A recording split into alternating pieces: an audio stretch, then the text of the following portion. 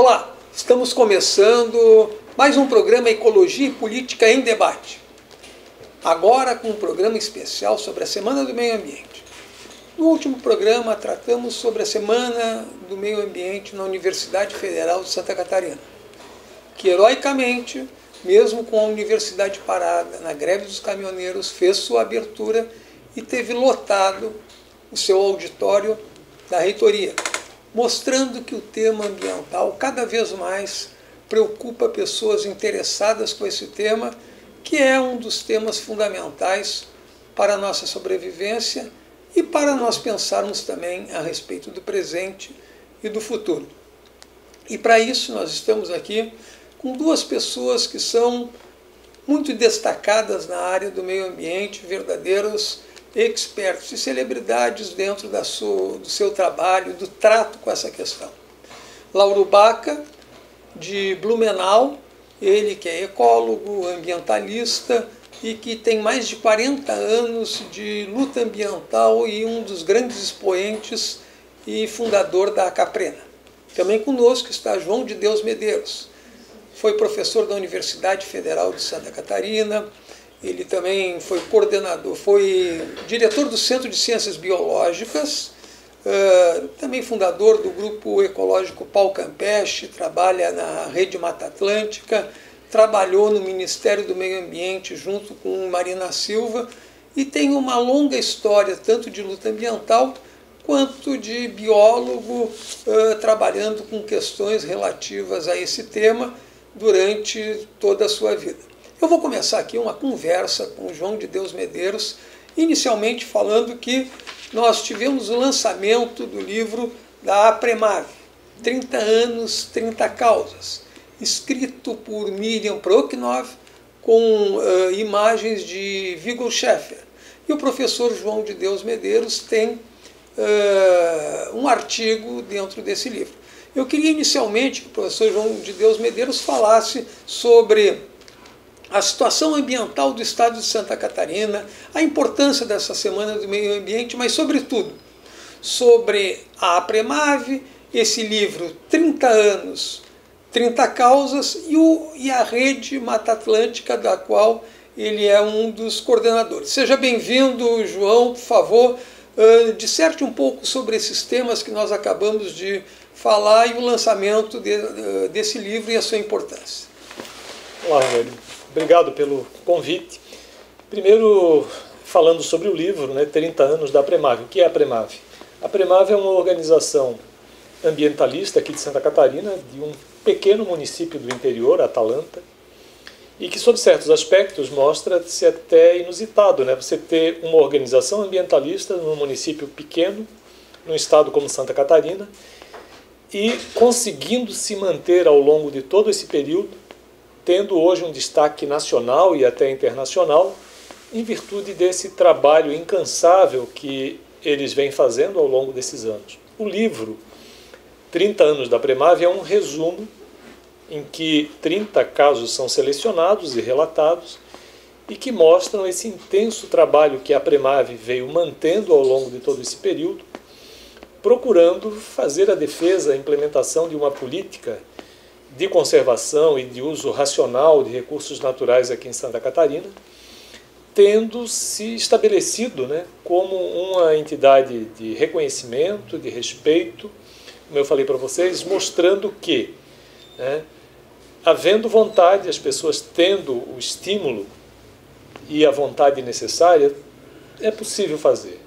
A princípio, nós estamos falando de uma entidade que teve início a partir de um grupo muito reduzido de pessoas, numa cidade do interior, pequena, num momento em que os meios de comunicação também não tinham toda essa facilidade que a gente tem hoje, e, no entanto, com todas essas adversidades, a APREMAVE foi galgando esses espaços, foi criando parcerias, foi trabalhando de forma integrada, buscando essa integração com outras organizações, passou a integrar a FEEC, que foi a Federação de Entidades Ecologistas aqui de Santa Catarina, que o Rogério também participou ativamente, né, nessa que eu me primeira lembro, fase. foi um dos fundadores, da FIEC, né? Depois da própria rede de ONGs da Mata Atlântica, que hoje eu estou na coordenação, né, mas a própria Premav também foi uma das fundadoras da rede de ONGs da Mata Atlântica. Então é um bom exemplo, né, dessa possibilidade de fazer. Né? Havendo vontade, as coisas acontecem.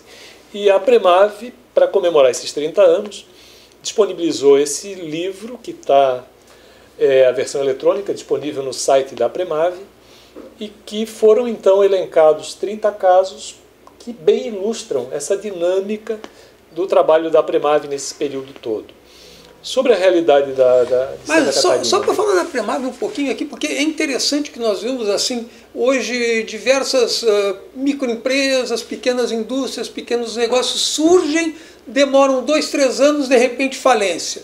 Tem vários movimentos de meus ambientalistas ou de defesa das mulheres, surge 2, 3 anos.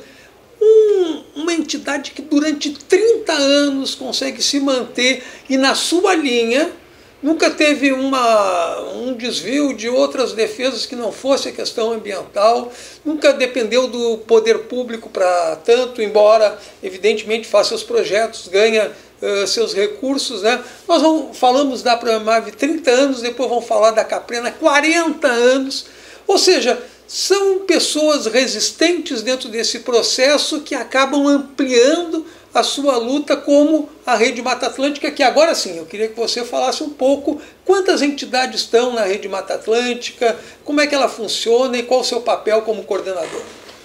Bom, a Rede de ONGs da Mata Atlântica, ela procura, né, se estabelecer como um braço mais político das organizações ambientalistas que atuam em defesa da Mata Atlântica aqui no Brasil. Hoje nós temos cerca de 150 entidades vinculadas à rede de ONGs da Mata Atlântica,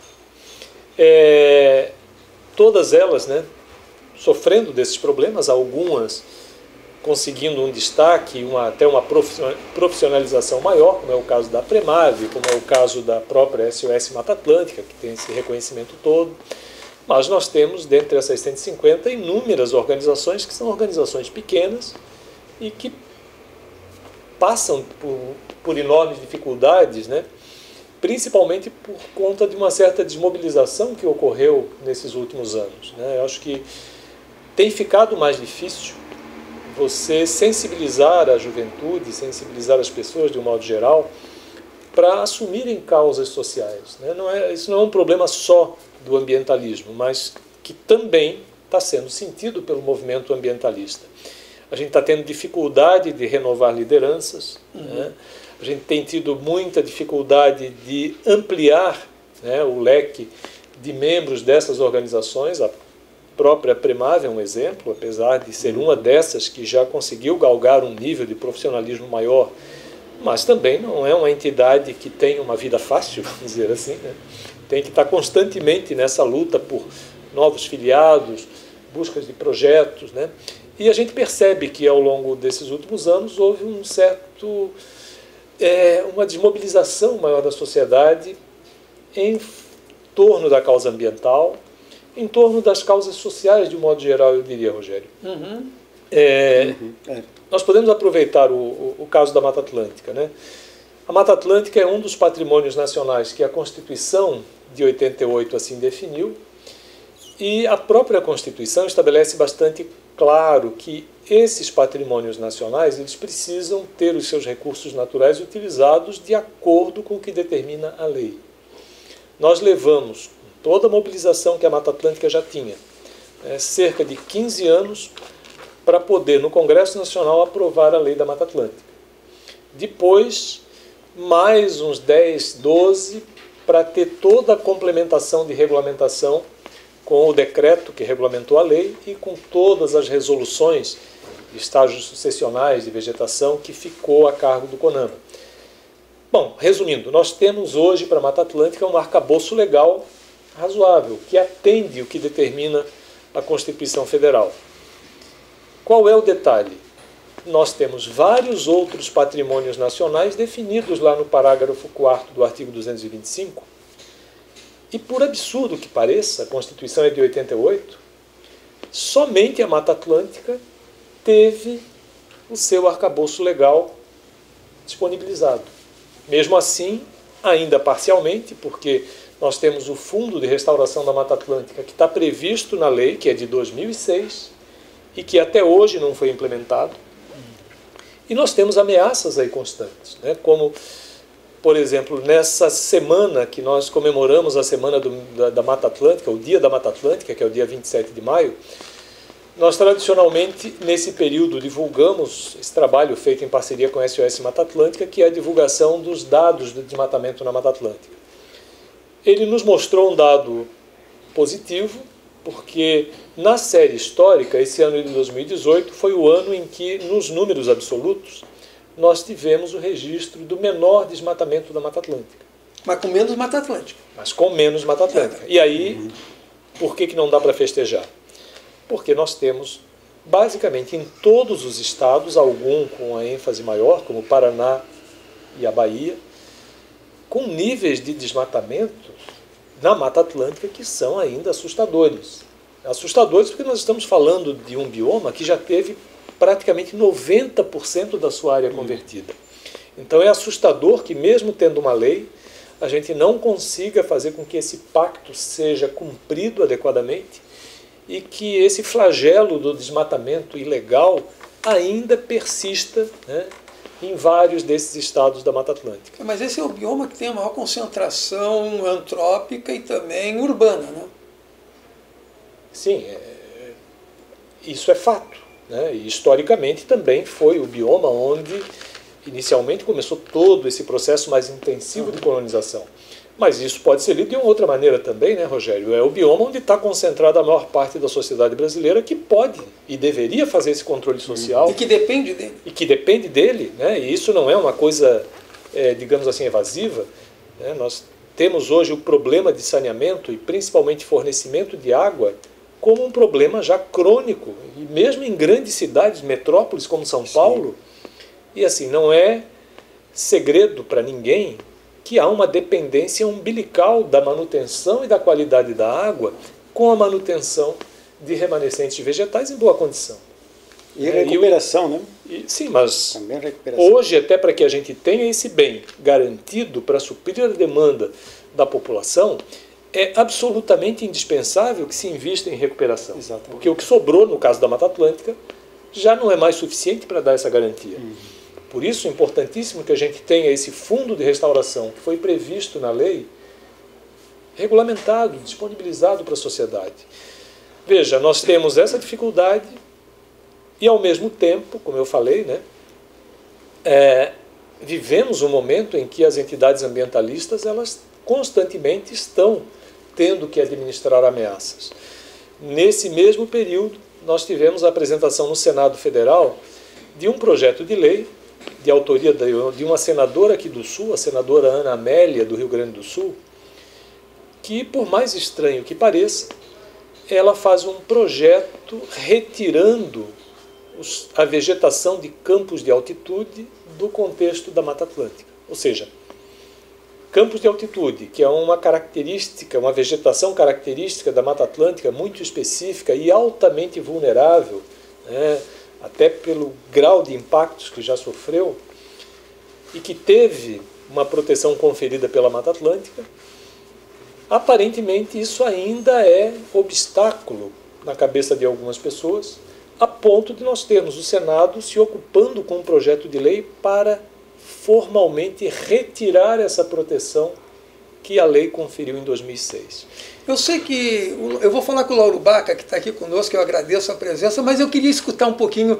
O João vai ter que sair daqui a pouco, meio correndo, mas eu quero escutar o Lauro Baca sobre essas três afirmações que fez aqui o João de Deus. Recrudescimento do movimento ambientalista, que tem pessoas que estão já há muito tempo e parece que não renovam as lideranças, mas, por outro lado, isso está diluído na sociedade. Por exemplo, a disciplina de educação ambiental está em todos os níveis e tem mais gente preocupada com o meio ambiente do que antes, sem ter a mesma proporção de entidades ambientalistas como nós tivemos no passado.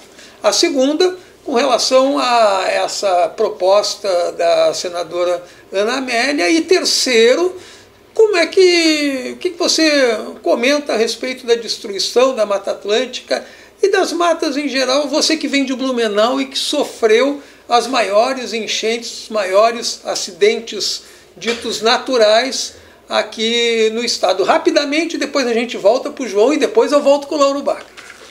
Eu diria que em relação digamos assim, novas lideranças e gente jovem aderindo, e isso, como foi bem falado pelo João antes, ou você também enfatizou, isso é geral no movimento social. A minha esposa foi durante 30 anos voluntária de uma entidade beneficente de Blumenau chamada Casa da Esperança. Então, até ali, se vê dificuldades em, digamos assim, obter, digamos, a participação, conquistar a participação dos mais jovens. Outro dia, numa reunião, escutando sobre uma conversa da Associação Catarinense de Reflorestadores, e eles comentaram que para uma determinada reunião quase que teria que fazer o convite de um por telefone. Veja, até para defender os próprios interesses econômicos fica difícil. Então, alguma coisa está acontecendo na sociedade atual que não está assim gerando essa mobilização que marcou tanto outras épocas. Talvez porque a vida em tese está boa demais, né? Nunca se viveu tão bem em toda a história da humanidade como agora, apesar de tudo, mas estamos com essa falsa ideia que estamos vivendo bem, né? É uma ideia até, é um bem meio efêmero, porque ele é insustentável a longo prazo, né? Então isso acontece. Por outro lado, talvez nós pequemos por não saber conquistar essa nova geração. Ou talvez porque as pessoas perceberam que, pelo menos na Mata Atlântica, ainda com essas ideias preocupantes que o João falou, mas pelo menos parou aquele período de devassa generalizada, uma verdadeira hecatombe florestal que acontecia na Mata Atlântica. É algo mais ou menos parecido com a política brasileira atual. Muita gente pergunta, o que é que há? O pessoal foi às ruas em 2013, 2000, não sei quando, e agora cadê? Mas a população está sendo informada de corrupto aqui, corrupto acolá, mais uma corrupção passiva ali, 51 milhões no apartamento lá, esse pessoal está sendo preso. Então, à medida que as coisas estão acontecendo, isso dá uma sensação, às vezes falsa, de que está tudo indo bem. Melhor que antes, não há a menor dúvida que está. Mas gera essa sensação. Então, estão prendendo, não precisamos fazer movimento para prender mais, né? Isso pode ser, não sou nada sociólogo, pode dizer, a minha análise pode estar totalmente furada, né? Então, vai por aí. A outra questão é... sobre a Ana Amélia, sobre a senadora Ana Amélia e esse projeto de tirar os campos de altitude da Mata Atlântica. Isso faz parte de uma falsa noção de que meio ambiente está atrelado a florestas. Me lembro numa ocasião em que a disciplina, unidades de conservação, houve uma discussão na Universidade de Blumenau, na FURB, se ficaria no departamento de Ciências Naturais ou no departamento de Engenharia Florestal. O relator foi um arquiteto, que não entende nem um caso nem o outro, e a relatoria disse que ambientes, unidades de conservação são ambientes florestais e blá, blá, blá, e blá, blá, blá.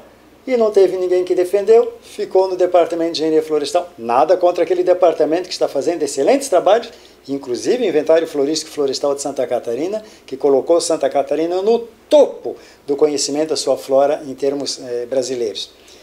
E aí ficou lá. Mas, então há uma ideia generalizada entre, inclusive, pessoas cultas, que meio ambiente está atrelado a florestas. Mas existem inúmeros ecossistemas que não são florestas.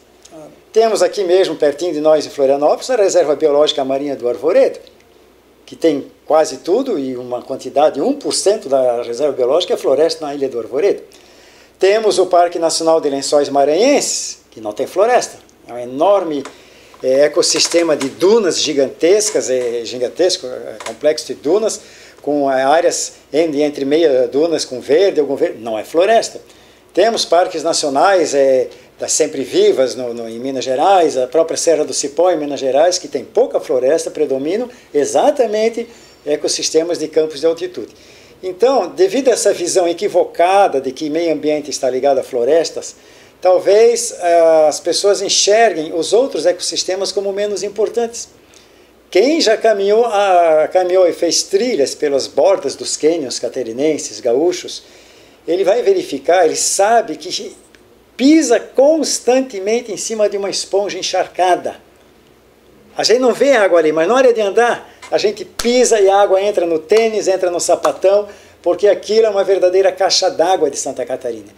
Os campos de altitude são depositários de espécies endêmicas, espécies raríssimas, que só existem ali e em nenhum outro lugar. Então eles devem ser tratados da mesma forma que qualquer outro ecossistema florestal, ou seja, saber conservá-los e não destruí-los. E acredito que esse projeto de lei adveio talvez dessa falsa ideia de que já é um campo, não vamos desmatar nada, não vamos destruir nada, pode pôr fogo, pode plantar qualquer gramíneas, pode plantar pinos, seja lá o que for, né?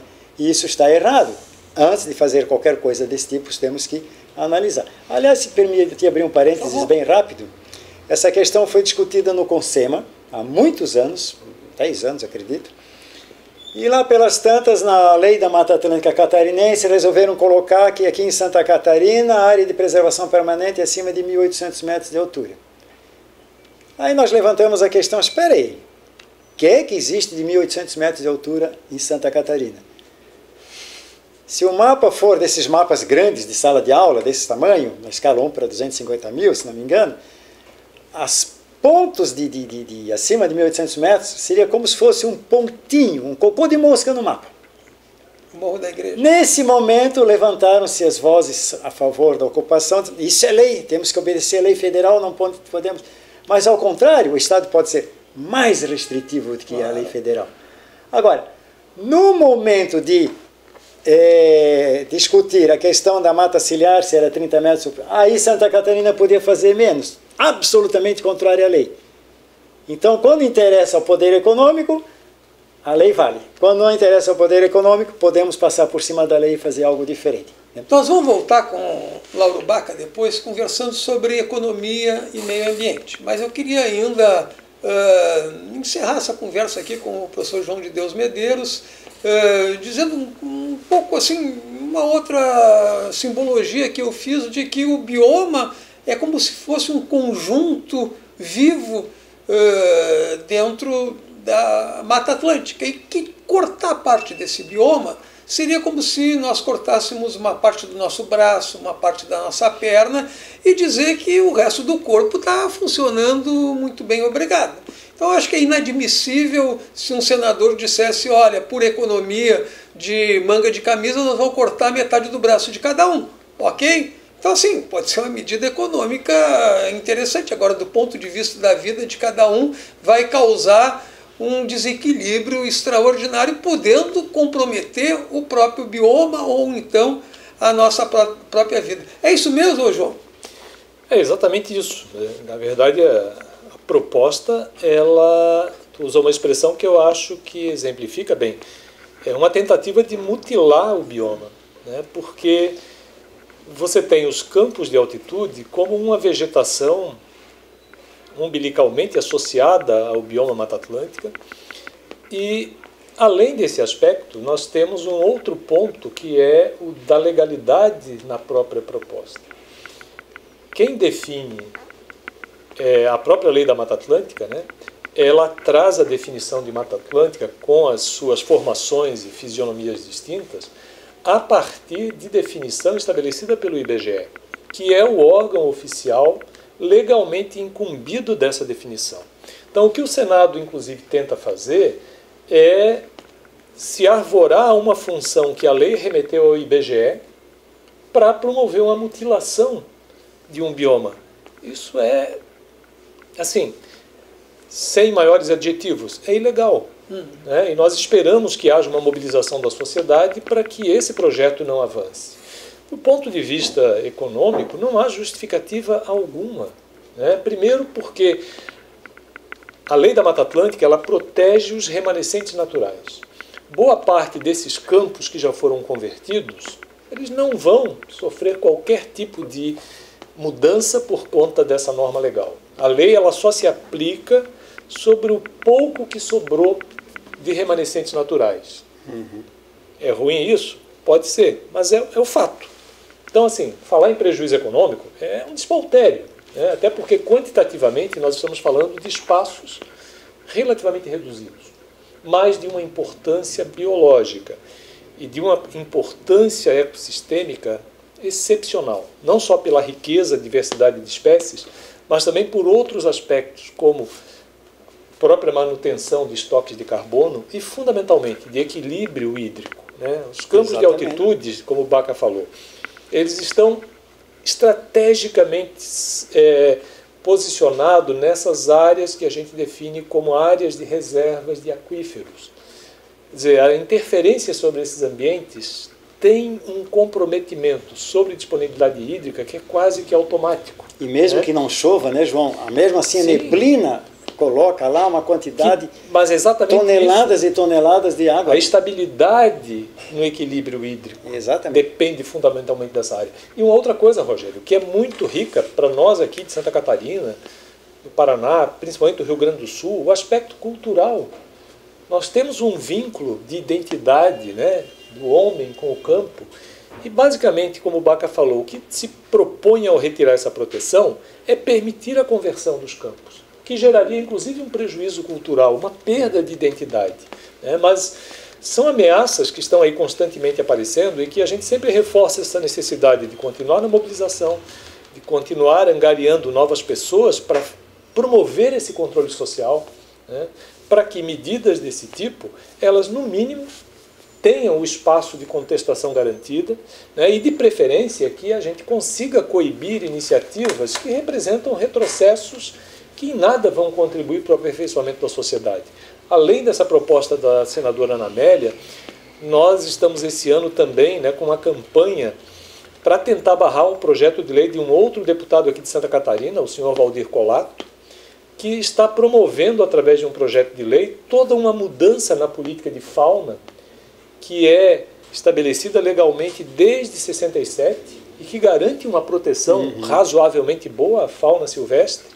E, basicamente, o deputado apresenta um projeto de lei subvertendo tudo isso, retirando, basicamente, toda a proteção que a lei de 67 conferiu, sob essa lógica de que nós temos que permitir que as pessoas caçem, né?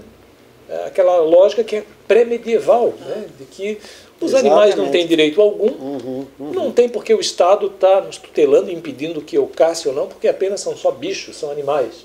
Então é uma visão, né, que, além de retrógrada, né, é uma visão assim até assustadora do ponto de vista, né, de quem, do ponto de vista contemporâneo, nós estamos no século XXI, voltando a ter que administrar conflitos basicamente medievais, né? E é isso, na essência, que está nesse projeto de lei de um deputado federal aqui de Santa Catarina. Então, só para concluir, né, Rogério, eu acho que nós temos avanços, sem dúvida. Nós temos o processo de educação ambiental, que foi muito bem relatado aqui, da educação de modo geral, como um processo muito interessante e fundamental para isso, mas que nós precisamos ter a clareza de que ele é um processo e que precisa ser constantemente retroalimentado. A falta de investimento na educação tem sido também uma das causas centrais para essa falta de criticidade da sociedade, para esse clima, né, de não tenho nada a ver com isso. Quer dizer, as pessoas começam facilmente, né, a dissociar a realidade do seu eu, né? As coisas estão acontecendo, mas isso não me afeta, não tem nada a ver comigo. Então isso gera uma cultura de individualismo que tem minado esse trabalho, né? Quando o Baca fala a dificuldade que a gente tem com o trabalho voluntário, com o engajamento de pessoas em causas sociais, é fruto dessa cultura do individualismo. É um problema cultural que a educação precisa combater, que a gente tem que estar retroalimentando, refrescando constantemente esses preceitos educacionais para ir aperfeiçoando a sociedade. O movimento ambientalista, infelizmente, não é diferente, padece desses problemas. Temos algumas exceções, temos entidades que estão aí, né, segurando o rojão, como a gente costuma dizer, com algum sucesso. E o que a gente sempre tem que estar reafirmando, né, é esse apelo, essa necessidade de algumas pessoas continuarem, né, mantendo esses ideais e trabalhando para que um número maior de pessoas na nossa sociedade se engajem nesse processo, que a gente tenha um controle social mais efetivo e que problemas na democracia sempre vão existir. É um sistema que está longe de ser perfeito, mas que vai ter o seu aperfeiçoamento sempre sendo feito com mais democracia. Muito bem, João. Nós até estávamos comentando ali no cafezinho que agora vem uma lei que quer liberar as armas para as pessoas e depois permite a caça. Daqui a pouco é o mundo da guerra de todos contra todos e nós contra os animais. Vai sobrar o quê?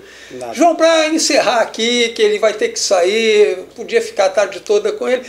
João, você é mais otimista, mais pessimista? Qual é a perspectiva que você vê? E, independente disso, veja assim, um exemplo otimista e um pessimista dessa luta que você tem aí há quase 40 anos na área ambiental. Então, eu tenho, segundo alguns, o defeito de ser realista, né? Então, eu não me deixo levar muito por um otimismo exagerado, né? A la Candide, mas também não sou um pessimista invertebrado.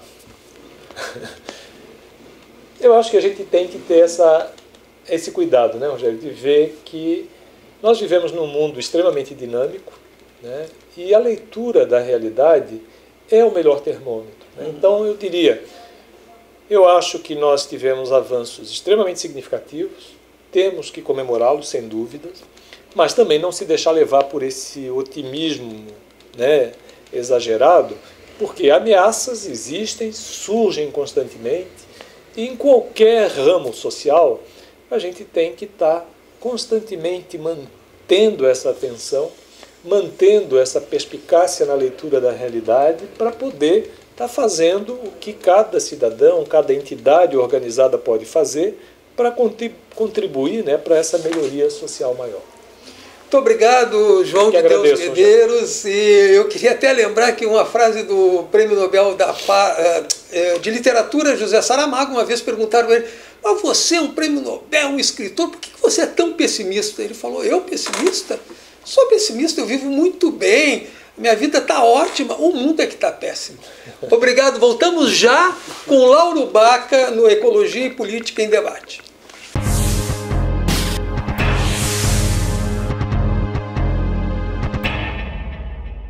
A TV Floripa agora tem aplicativo para celular. Baixe o app TV Floripa no Play Store e assista a nossa programação.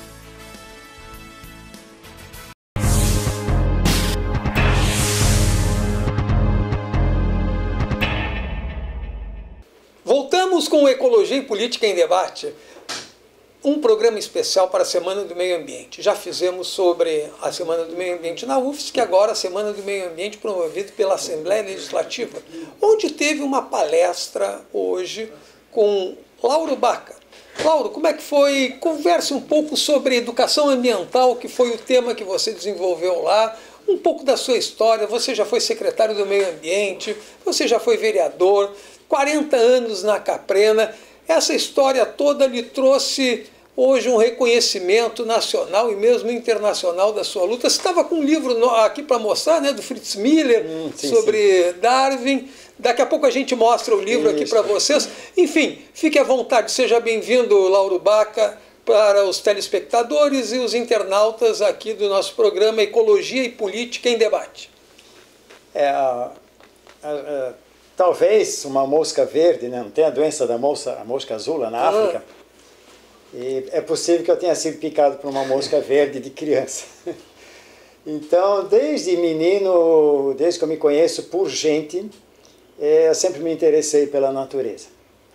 Tanto que com 10 anos de idade, influenciado por leituras de seleções do Reader's Digest que meus pais assinavam,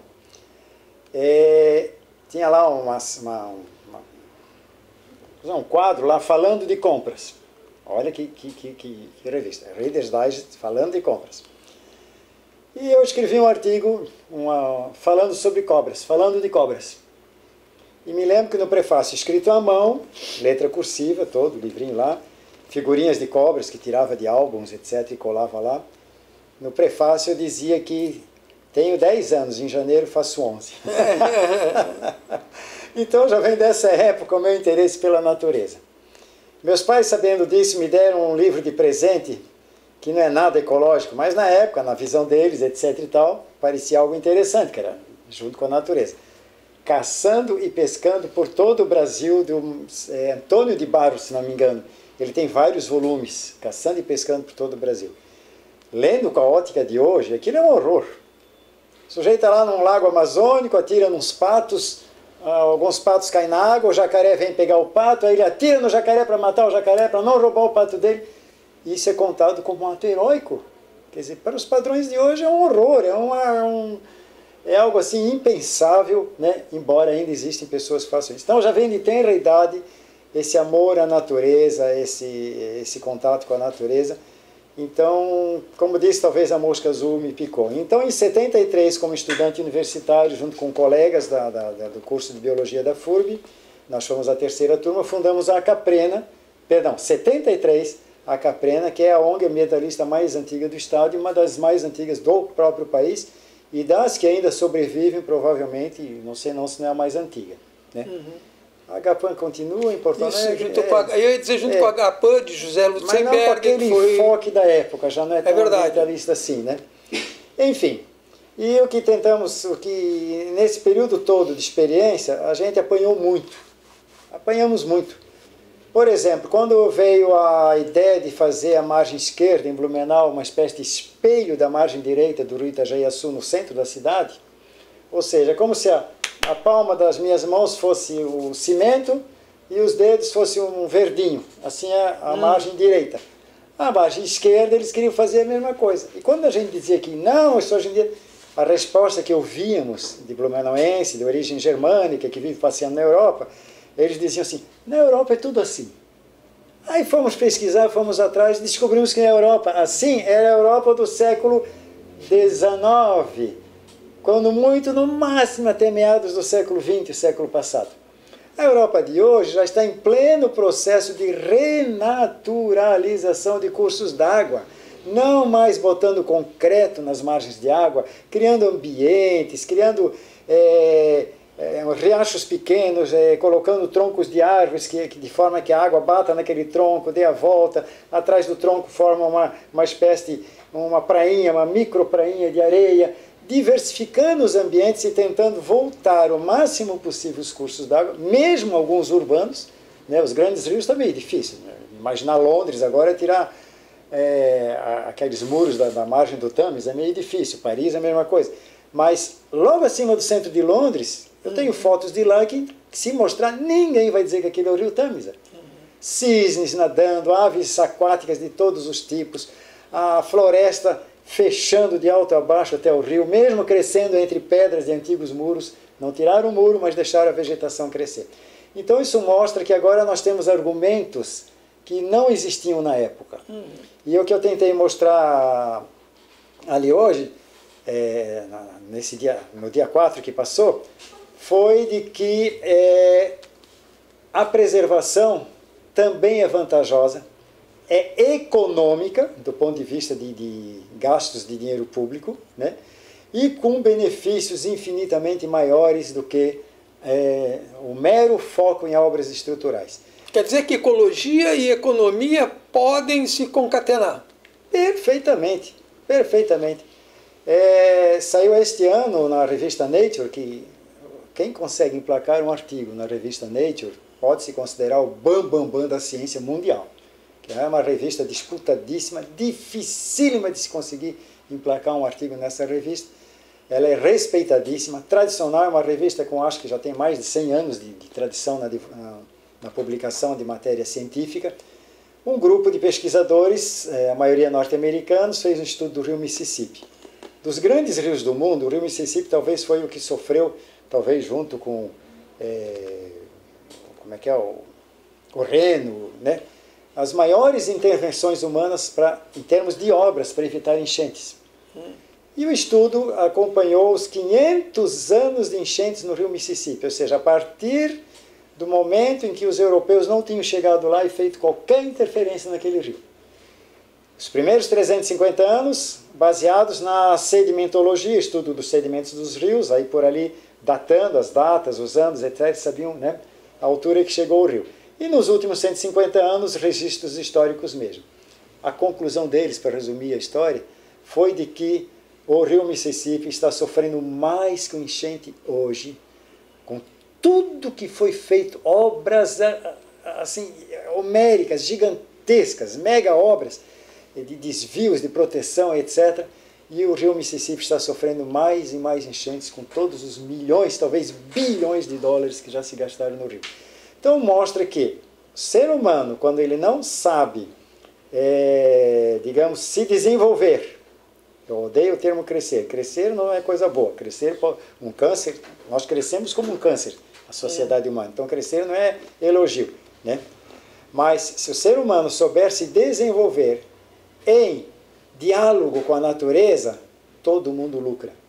Todo mundo lucra. E temos o exemplo aqui, apesar de todos esses exemplos que já se conhece de burradas, outro exemplo dos Estados Unidos, a tentativa de drenar vastas extensões da Flórida para secar os Everglades, para conquistar aquela área para agricultura, para cultura de arroz, foi um desastre. A água salgada do mar veio por baixo, se infiltrou, salinizou aqueles solos, e hoje se sabe que a vocação daquela área é preservação, e não só preservação, junto com a preservação, turismo. Os americanos quase que acabaram com o peixe-boi marinho, o Triquecus manatus, que é o primo do nosso peixe-boi amazônico, e agora as áreas que preservam peixe-bois viraram uma mina de dinheiro, de lucro, mesmo dentro do capitalismo, porque as pessoas agora, ao invés de andar de barco em altíssimas velocidades, atropelando aqueles mamíferos sirêneos com as hélices de seus barcos, hoje pagam um dinheirão para poder ver peixe-boi vivo. Aqui no Brasil temos exemplos maravilhosos também. O nosso país não é só coisa errada, não. Tem muita coisa boa. Onça pintada. Até poucos anos atrás, onça numa fazenda era sinônimo de onça morta, porque o fazendeiro só enxergava na onça uma ameaça a seu gado. O bezerro podia ser morto por cachorro, por qualquer outro bicho, mas a culpada sempre era a onça pintada. Os estudos revelaram que não são bem assim. Em muitos casos, a onça não tinha nada a ver com isso. E hoje, mais e mais fazendas no Mato Grosso estão lucrando mais com o turismo de observação de onça pintada. Gente do mundo todo vem aqui verificar um flagrante de uma onça, por exemplo, capturando jacaré dentro da água, no ambiente do jacaré. E ela sai com o jacaré do tamanho dela de dentro da água e domina o jacaré. Quem consegue uma filmagem, uma foto dessa, é o maior troféu que ele pode conquistar, a semelhança do turismo fotográfico na África. Então, se me permite, um pouco na nossa área... Obrigado, já estava enrolando um pouco. Na lei de crimes ambientais, no mesmo Mato Grosso, que tiveram diversas condenações de caçadores, justamente de crimes contra a fauna, foi interessante porque o promotor, junto com o juiz, ao invés de dar uma sentença e botar os sujeitos na cadeia, resolveu dar uma medida compensatória para ele, que seria o seguinte: ele deixaria de caçar, ele receberia um emprego ou do Estado ou do particular para ele ser um guia turístico daquele ambiente do Pantanal. Exato. O interessante é que o sujeito, ele conhece muito mais a natureza e onde que estava o animal, porque ele ia caçar. Exatamente. Então ele começou a ter uma ação educativa e no final alguns deles não reincidiram, mas é um crime que não há reincidência, porque houve educação ambiental e uma educação cultural e que ele acabou conhecendo melhor a natureza da qual ele se fazia um pouco senhor e um pouco os animais vítimas. Então, é um exemplo concreto de alguém que foi caçador e que hoje é guia turístico de altíssima qualidade, trazendo muito mais recurso para ele, para a fazenda e para o Estado do que com as peles ou com a carne que ele caçava. Esse é um exemplo assim mínimo que tem só para reforçar o que você estava dizendo. Mas eu queria que você falasse de uma outra coisa que nós conversamos ali no cafezinho também. Não é só desastre que tem nos Estados Unidos, não é só a Flórida, é só o Mississippi. Quem for para Nova York dá para tomar água da torneira, ou não dá. Você toma água dessa torneira lá em Blumenau? Bom, a nossa água vem da nossa reserva. Nós moramos numa RTPM, que é reserva. Eu não tomo água daqui, não. Aqui é certeza que vai estar colocando muito cloro para dentro e vai causar mais problemas do que solução. sabe que a nossa água, nem fervendo, Mas essa água de Floripa não vem do reservatório dos Pilões, uma água pura? Toda ela tratada com um altíssimo grau de alumínio e, ao mesmo tempo, já se sabe que isso aí é indicação de quem conhece. Não adianta nem passar nos filtros, sabe aqueles filtros que tem a barro? Não, ela tem que ser fervida e depois filtrada porque ela fica com resíduo de alumínio. Então, e olha que interessante. Lá em Londres eu também tive lá o Tâmisa recuperado, se toma água da torneira. Hoje os governos, pelo menos na Espanha, na França, fazem propaganda para não se comprar água essa engarrafada, justamente porque vem com muito plástico e que o governo garante a qualidade da água para ser tomada na torneira. Exatamente. Isso porque se preservou os mananciais, se preservaram todo. Eu conto um pouquinho, você conhece bem essa história de Nova York, que eu acho ela fantástica. Vou contar, mas só queria passar rapidinho nessa história do caçador que virou guia turístico. Isso também é gratificante para ele, à medida que ele vê a alegria das pessoas que ele leva para conhecer a natureza, né? E eu tenho um exemplo ali de Blumenau mesmo. O melhor policial ambiental para pegar caçadores na selva era um ex-caçador. Que ele sabia todos os hábitos, os horários, local provável de acampamento, etc, etc, etc.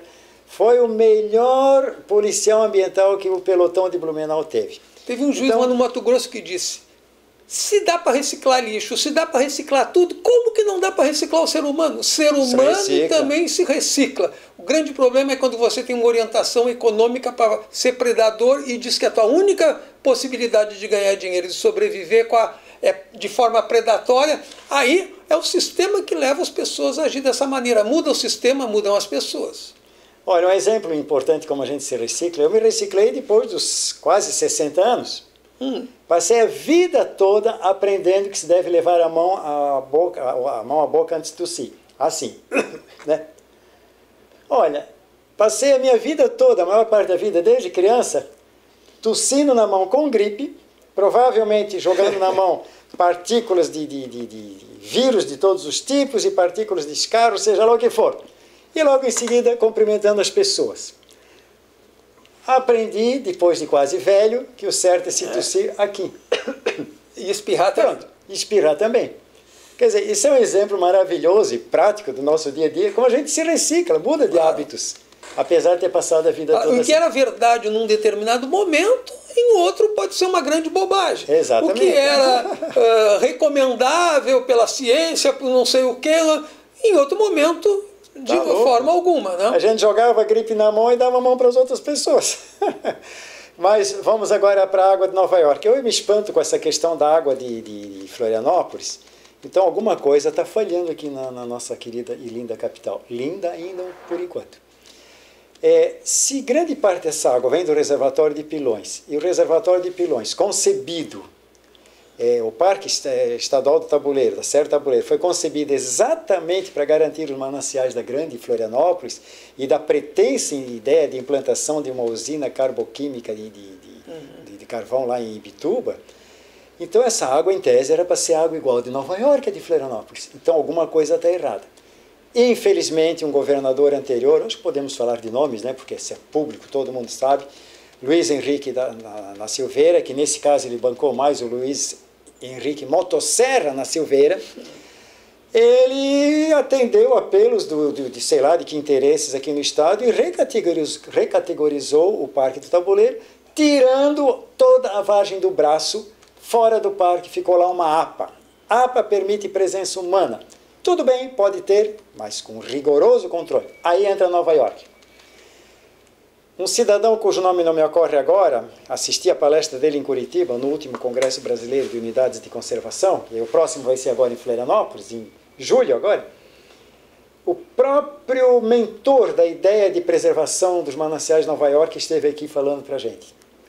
Uma palestra das mais bonitas que eu já vi na minha vida, das mais interessantes. Ele convenceu o governo, o condado de Nova York, a investir na preservação. Nova York passou a arcar com os custos, o condado de Nova York começou a arcar com os custos de outros condados, seriam assim municípios ou regiões lá, condado,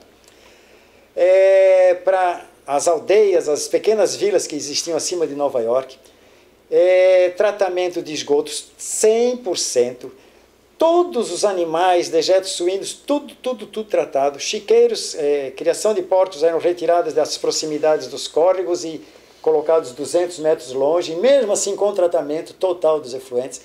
Aproveitamento das excretas de animais para adubo, silos de armazenamento daqueles adubos, daqueles excretas, que depois iam servir de adubo, que antes iam poluir os rios, muitos eram lavados pelas águas das chuvas e iam para os rios.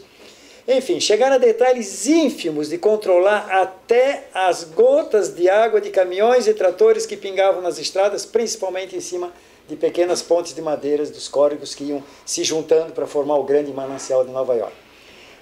Criaram-se também paralelamente, já havia um grande parque natural perto da fronteira com o Canadá, e ainda assim se investiu mais ainda em preservação. Resumo da história: apesar de tudo mega, né, que nem São Paulo no Brasil, é uma megalópole, tudo é mega. E lá em Nova York, resultado de tudo isso, resumo da história, hoje o nova-iorquino ou um turista que lá chega e se pedir num restaurante para o garçom, num bar, num lanche ou qualquer coisa, por favor, eu queria um copo d'água, o garçom vai lá na torneira da água servida pública, enche o copo e coloca na mesa do cidadão, porque o nova-iorquino bebe água mineral na torneira. Tudo que o tratamento de efluentes faz é uma filtragem e uma desinfecção. Que sempre bactériazinho ou outra, ou coliformezinho ou outro tem ali no meio, né? Então, filtragem e desinfecção. Nada de alumínio, nada de sulfato disso e aglomeradores, formadores de grumos para decantar, nada disso. E agora vem o mais surpreendente dessa história: o preço. Para cada dólar investido em preservação, a cidade de Nova York economiza 7 dólares comparado com o custo do tratamento convencional de um rio para pôr nas torneiras. Então, até estranho que Florianópolis não esteja, digamos, aproveitando esse evento, que o exemplo de Florianópolis e Nova York é o mesmo. Guarda as devidas proporções, lá vem de 300 km, 200 km de distância a água, aqui vem de 30. A cidade aqui tem, deixa eu ver, a grande Florianópolis já tem uns 800 mil habitantes, quase 1 milhão. Né? E lá são 7 milhões ou muito mais, né? Enfim, e como é que essa água vindo de Pilões, mas também vem do rio Cubatão do Sul, vem do rio Cubatão, que já é um rio mais poluído, mas pelo menos a água de Pilões deveria ser considerada uma água semelhante à de Nova York, água mineral tirada da torneira direto para saciar a sede dos turistas e dos próprios florianopolitanos ou o pessoal que mora na grande Florianópolis. Então esse é um exemplo, Rogério Portanova, de que o investimento na preservação é lucrativo. Agora, quantos mil metros cúbicos, ou centenas, dezenas de milhares de metros cúbicos por dia entram na canalização para as torneiras e chuveiros e tanques de lavar, enfim, tudo. É um rio que corre todos os dias. Multiplica essa economia de 1 dólar para 7 dólares, isso resulta em bilhões e bilhões de dólares anuais economizados, e mesmo 1 bilhão, 2, 3 bilhões mensais são economizados graças à preservação. Então, fala-se que nós precisamos comer e por isso precisamos criar gado, o pessoal tem que comer carne, e por isso temos que invadir a Amazônia. Gente, o Brasil, eu vou falar de memória, posso estar enganado, o Brasil tem 200 milhões de hectares de terras onde já passou a vassoura da devastação, né? O próprio Vale o Vale do Paraíba, entre São Paulo e Rio de Janeiro, para onde corre a Via Dutra, quem olha com atenção para as laterais da Via Dutra, né? Por isso que é bom ir de ônibus para ver bem, né? E eu um dia em São José dos Campos, estava num congresso, terminou um congresso, peguei um ônibus que fosse o mais longe possível da Via Dutra para ver, tanto que eu fui tão longe que terminou o asfalto, continuamos uns 10, 15 quilômetros de estrada de terra ainda. O Vale do Paraíba é todo assim, é quase que um semideserto, tufos de capim, cercado de terra pelos lados.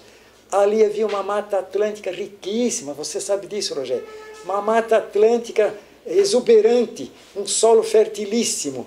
E essa região foi devastada para plantio do café. Nada contra cortar, na época tudo bem, precisava.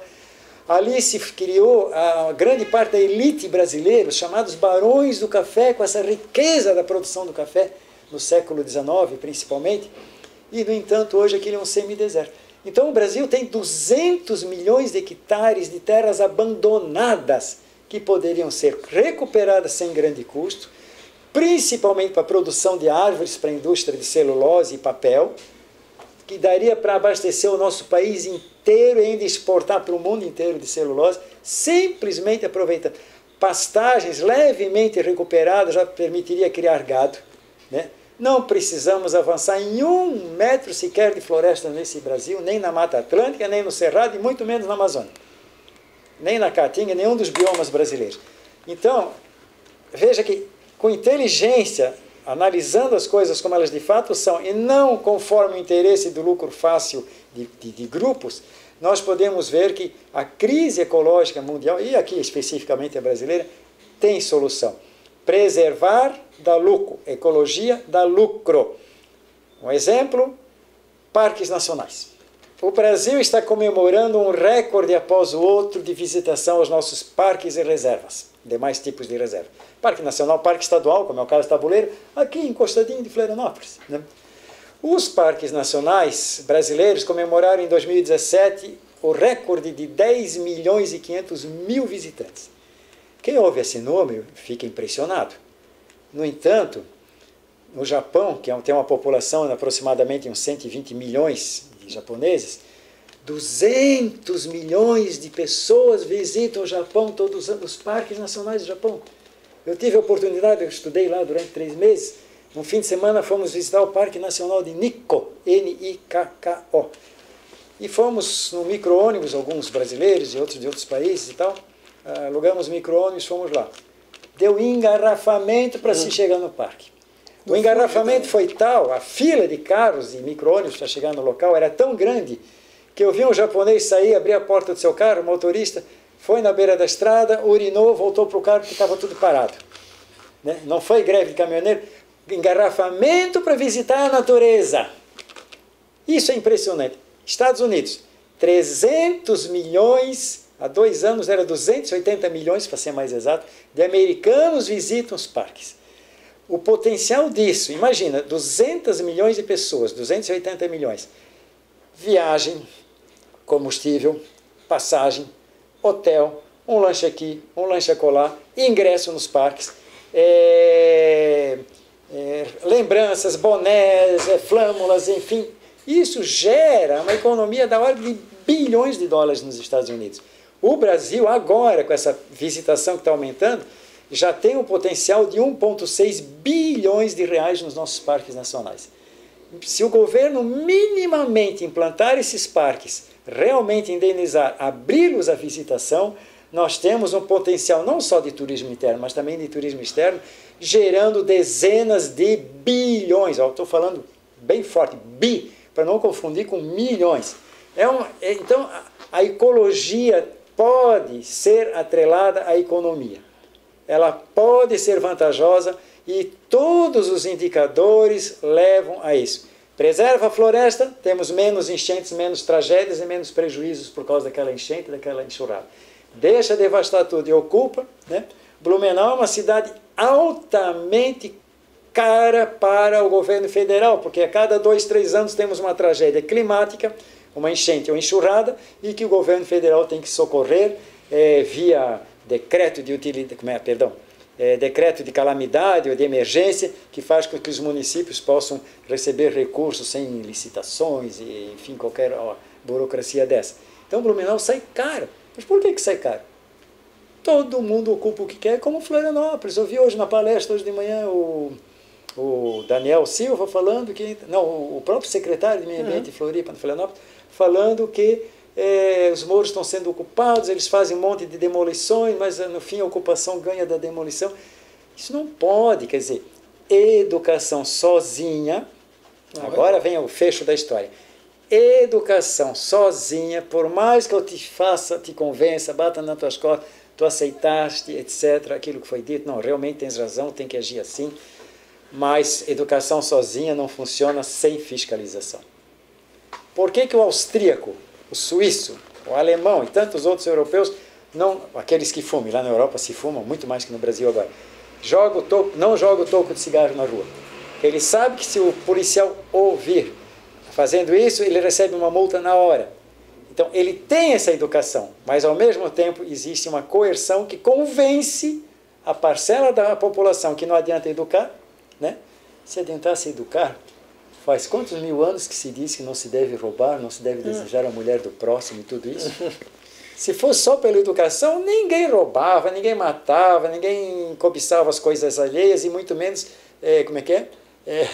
cobiçava a mulher do próximo.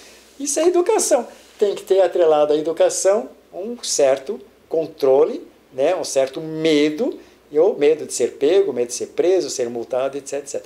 Ou a plaquinha de 80 por hora só funciona. Pode pôr a placa que for de velocidade no trânsito.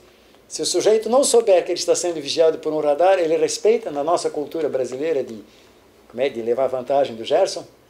Não. Né? Por isso que eu sou a favor de pardal escondido em qualquer lugar, em qualquer rodovia, guarda dentro de tubo escondido com o radar. Pode, desde que a rodovia seja bem sinalizada e fique bem claro que a velocidade máxima naquela rodovia é tanto. E não esse festival de placas que se vê no Brasil. Já extrapolei bastante o assunto, peço desculpas a ti e aos telespectadores. O contrário, gostaria que você ficasse a tarde toda conosco, a noite toda, mas, enfim, estamos na televisão e nós somos premidos também pela prisão do relógio. Eu agradeço muito o Lauro Baca pela sua verdadeira aula que deu aqui, professor João de Deus Medeiros, que teve que sair correndo para o aeroporto. E como vocês viram, a economia do século XXI vai ser uma economia circular, uma economia sustentável, uma economia da natureza. E para encerrar, queria dizer que quando eu estive em Nova York, eu pedi um agente de viagem lá uma visita para o Parque Yellowstone. E o sujeito disse para mim, olha, é mais fácil de conseguir aqui qualquer peça na Broadway do que visitar Yellowstone. Só daqui um mês. Você tem que voltar o mês que vem, só para ver um pouco a dimensão de como se dá esse tipo agendamento de grupos é questão de espera de um ano, mais ou menos. 3, 4, 5 milhões visitam aquele parque anualmente. E quantos Yellowstone nós temos no Brasil? Meu Deus. Olha o Iguaçu aqui perto. Nós deixamos para você a reflexão. Pense sobre o que vai ser a economia do século XXI, com as modernas tecnologias, com a internet das coisas, com a indústria 4.0, mas todas elas só têm sentido se forem sustentáveis, se tiverem um diálogo com a natureza e um novo diálogo com o ser humano. Ecologia e Política volta na próxima edição conversando sobre a ideia do comum, o novo conceito para além do público e do privado. Até lá.